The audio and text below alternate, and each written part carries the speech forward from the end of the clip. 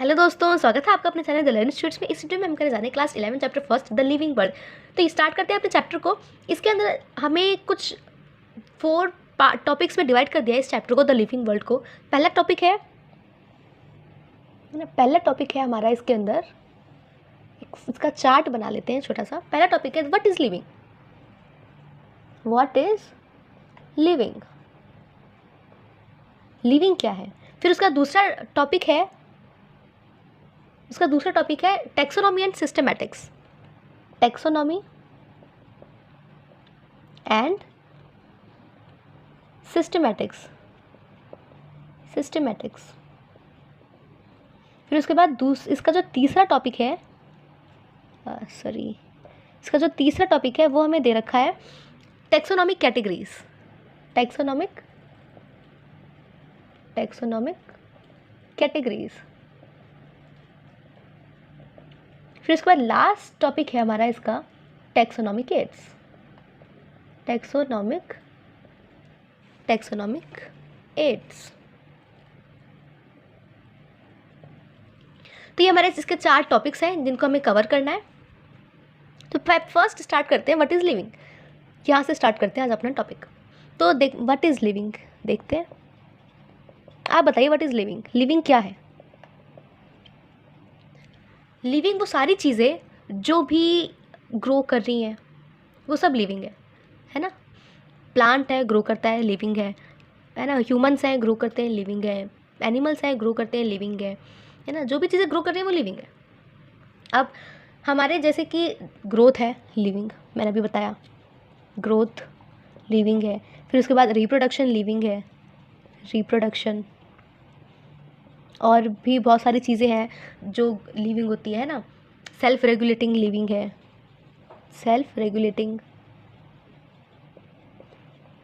फिर उसके बाद response to stimulus, response to stimulus. ये सारी चीज़ें लिविंग है।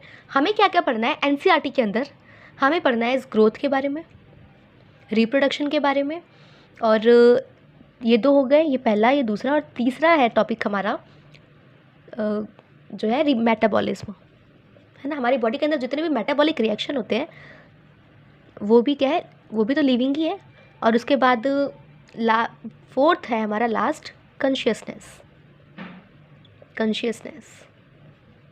तो ये लिविंग के अंदर हमें 4 चीज़ें पढ़नी है। एनसीईआरटी के अंदर हमें 4 चीज़ें दी हुई है। तो हमें ये 4 चीज़ें, पहला ग्रोथ, रिप्रोडक्शन, मेटाबॉलिज्म और कॉन्शियसनेस पढ़ना है। तो स्टार्ट करते हैं अपना ग्रोथ से। तो पहला ग्रोथ जैसे कि इंटरनल ग्रोथ के बारे में अगर देखें तो पहले में इंटरनल ग्रोथ है ना। इंटरनल ग्रोथ होती है, इंटरनल ग्रोथ।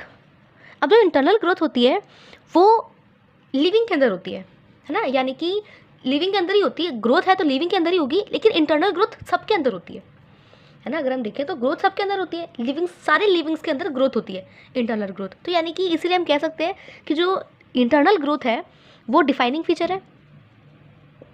डिफाइनिंग फीचर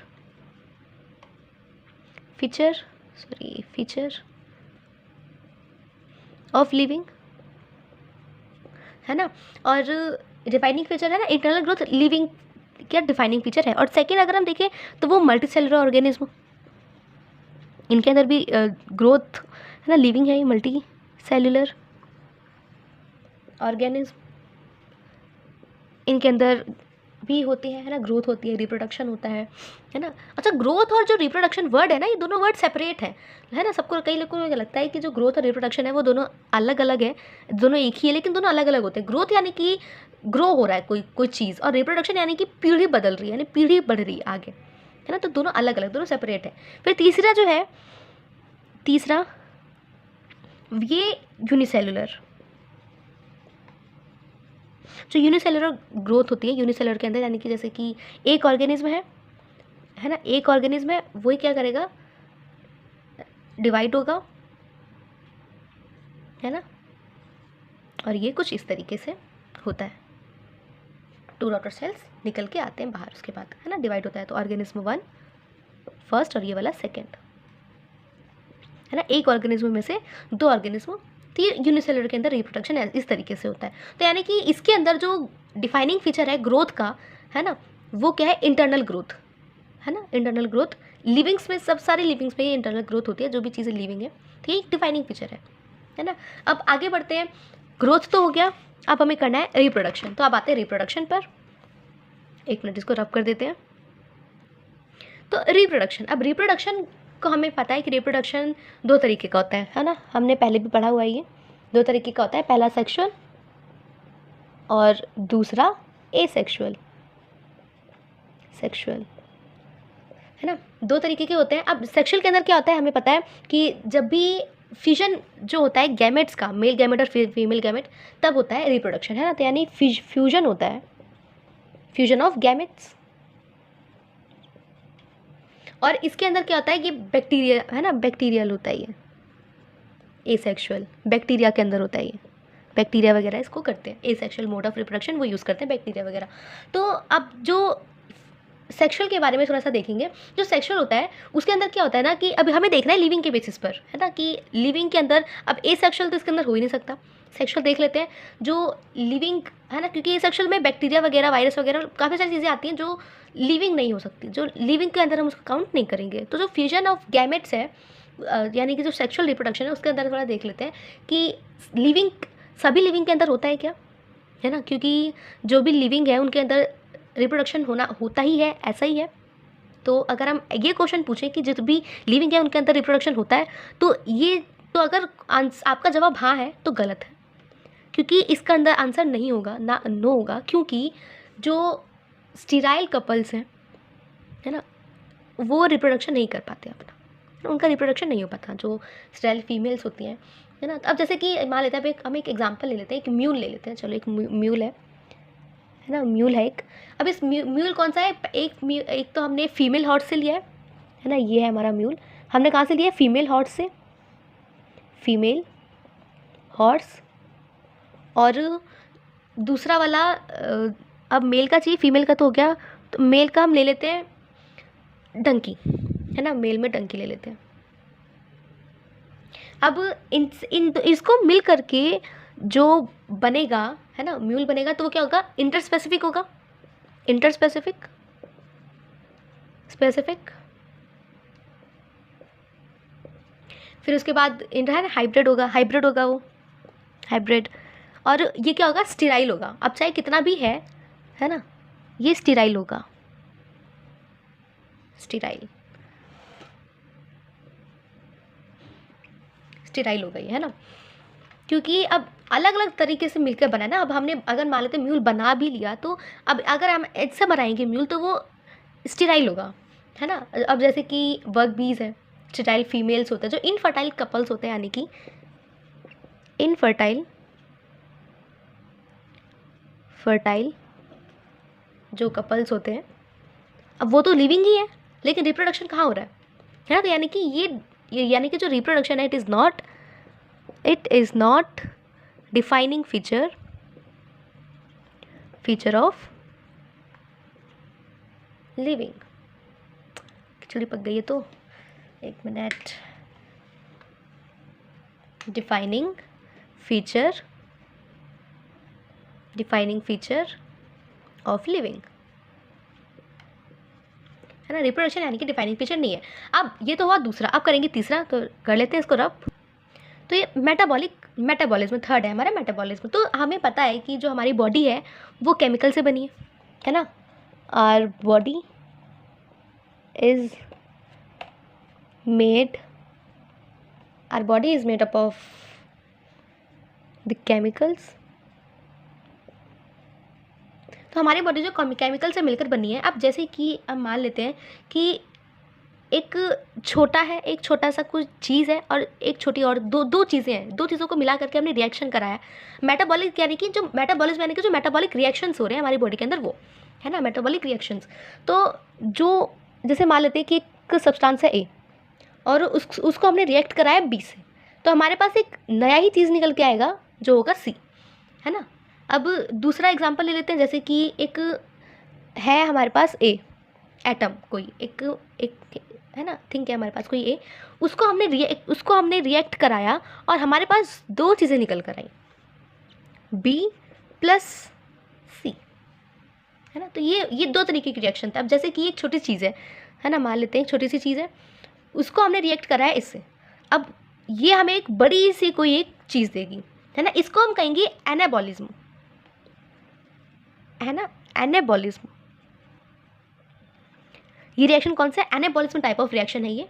और दूसरे चीज़ में क्या है कि एक बड़ी सी चीज़ है, उसको हमने रिएक्ट कराया तो उसने हमें दो छोटी छोटी चीज़ें दी, तो ये हुआ catabolism reaction, catabolism reaction.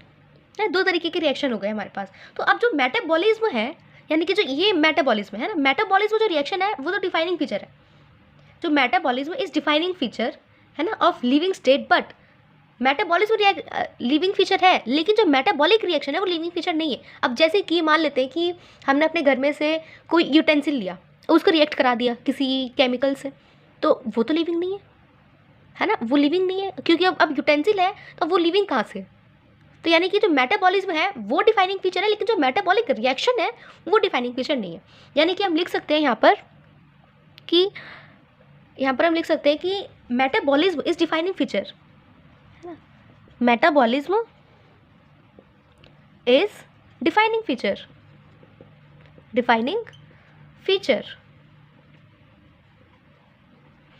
Of living but of living state, है ना, लिविंग स्टेट ही तो है।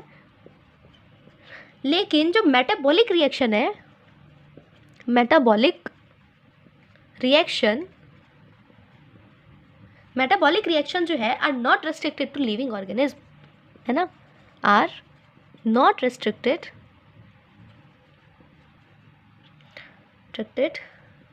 टू लिविंग ऑर्गेनिज्म,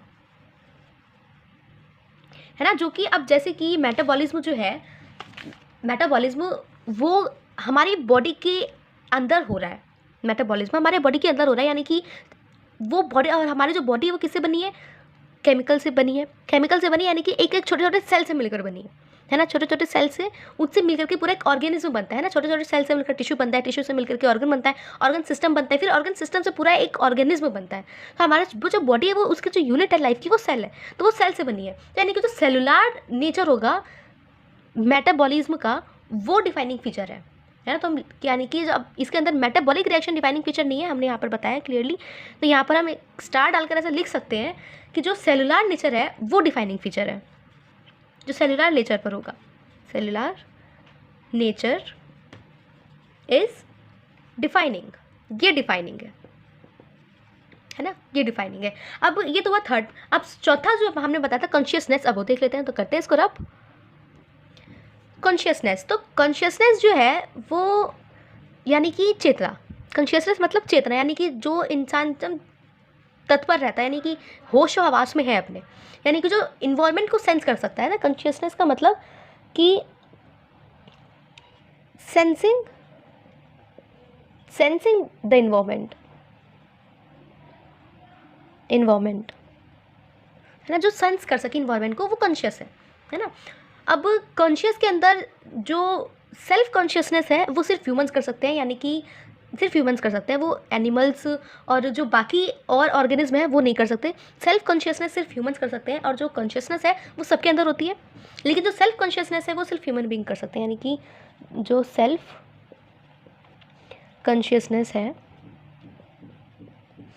ना, ह्यूमन बीइंग नेचर उसको कर सकता है ओनली, है ना, human being nature, human being का ही नेचर होता है सेल्फ कॉन्शियसनेस ओनली। आगे लगा सकते हैं, क्या है, लगाते हैं, है ना, क्योंकि सेल्फ कॉन्शियसनेस सिर्फ ह्यूमन बीइंग ही कर सकते हैं। तो यानी कि कॉन्शियसनेस मतलब कि चेतना, यानी कि जो होशोहवास में होते हैं अपने बिल्कुल फुल, तो वो उसको हम कॉन्शियसनेस कह सकते हैं, है ना। जैसे कि अब मैं हूँ पूरे मतलब सही मतलब पूरे कॉन्शियसनेस में आप अपने टॉपिक को क्लियर कर रही हूँ, है ना, तो ये हुआ कॉन्शियसनेस। अब हमने अब तक जितने भी देखा, यानी कि जो कॉन्शियसनेस है वो सबके अंदर होती है, लिविंग जितने भी लिविंग है, चाहे वो कैसे भी हैं, लिविंग है तो उसके अंदर कॉन्शियसनेस है। तो यानी कि जो कॉन्शियसनेस है वो डिफाइनिंग फीचर है लिविंग का, है ना. तो it is defining feature of living. It is defining feature of living, है ना, ऑफ लिविंग. तो अब तक हमने कितना कितना देखा जो डिफाइनिंग फीचर है, यानी कि जो सबसे पहले हमने देखा था ग्रोथ के अंदर, तो इंटरनल ग्रोथ जो थी वो डिफाइनिंग फीचर थी. फिर उसके बाद रिप्रोडक्शन के अंदर कोई भी लिविंग कोई भी नहीं था, है ना, डिफाइनिंग फीचर नहीं था लिविंग का. और उसके बाद हम आए उस लास्ट था हमारा मेटाबॉलिज्म. तो मेटाबॉलिज्म के अंदर जो सेलुलर नेचर पर डिफाइनिंग सेलुलर नेचर था उसका, वो डिफाइनिंग फीचर था. मेटाबॉलिक रिएक्शंस डिफाइनिंग फीचर नहीं थे, सिर्फ मेटाबॉलिज्म डिफाइनिंग फीचर था लिविंग का. तो वो एक लिविंग है. और उसके बाद अब कॉन्शियसनेस के अंदर, कॉन्शियसनेस एक डिफाइनिंग फीचर है लिविंग का, क्योंकि कॉन्शियसनेस सबके अंदर होती है. जो भी लिविंग है उन सबके अंदर कॉन्शियसनेस होती ही होती है. तो आप एक बार डेफिनेशन देख लेते हैं लिविंग की, क्योंकि हमने लिविंग के बारे में इतना कुछ पढ़ा. तो एक डेफिनेशन हो जाए, है ना, डेफिनेशन ऑफ लिविंग. तो डेफिनेशन क्या है लिविंग की, कि अब जो भी इंसान रिप्रोडक्शन कर रहा है, यानी कि सेल्फ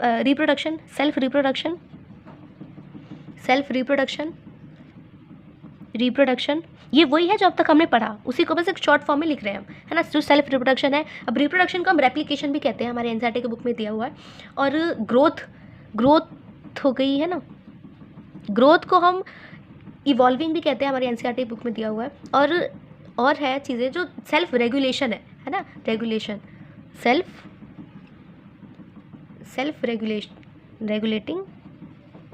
रेगुलेटिंग सिस्टम, यानी कि जो मेटाबॉलिज्म हो रहा है हमारी बॉडी के अंदर वो, है ना, which are able to sense the environment, consciousness में आ जाएगा वो, which are able to sense the environment, है ना. जो भी हमने अब तक पढ़ा, बस उन्हीं सारी चीज़ों को एक सिस्टम से लिख दिया. तो ये हुआ हमारा आज का पूरा टॉपिक लिविंग, है ना. डेफिनेशन के साथ हमारा जो टॉपिक है लिविंग का वो खत्म होता है. नेक्स्ट वीडियो में हम नेक्स्ट टॉपिक स्टार्ट करेंगे. अगर आपको वीडियो में कुछ डाउट है, कुछ समझ नहीं आया, तो आप कमेंट बॉक्स में कमेंट करके पूछ सकते हैं. अगर आपको वीडियो अच्छी लगी हो तो वीडियो को लाइक करें, चैनल को सब्सक्राइब करें और अपने फ्रेंड्स के साथ शेयर भी करें, ताकि उनके भी जो डाउट है इन टॉपिक से रिलेटेड वो क्लियर हो जाए. मिलते हैं नेक्स्ट वीडियो में आगे के टॉपिक के साथ. उससे पहले आपके लिए क्वेश्चन है. तो क्वेश्चन ये है कि व्हाट इंडीड इज लाइफ. ये आप हमारे एनसीईआरटी की बुक में दिया हुआ है. अगर आप पढ़ोगे एनसीईआरटी की बुक तो आपको क्वेश्चन मिलेगा, और इसके आंसर भी उसी बुक के अंदर मिले हुए हैं, उसी बुक में है, एनसीईआरटी की बुक में ही आपको चैप्टर के अंदर इसका क्वेश्चन का आंसर मिलेगा. आप क्वेश्चन को देखना और इसका आंसर ढूंढना, बुक को पढ़ना अच्छे से, और इसका आंसर ढूंढ करके कमेंट बॉक्स में तुरंत कमेंट करना कि आंसर मिल गया, आंसर ये है ना. तो क्वेश्चन है, इस बारे में दोबारा रिपीट कर रही हूँ, what Indeed is life. Question ये है, आपको इसका आंसर ढूंढना है ना, कि वास्तव में जीवन क्या है, ये क्वेश्चन है.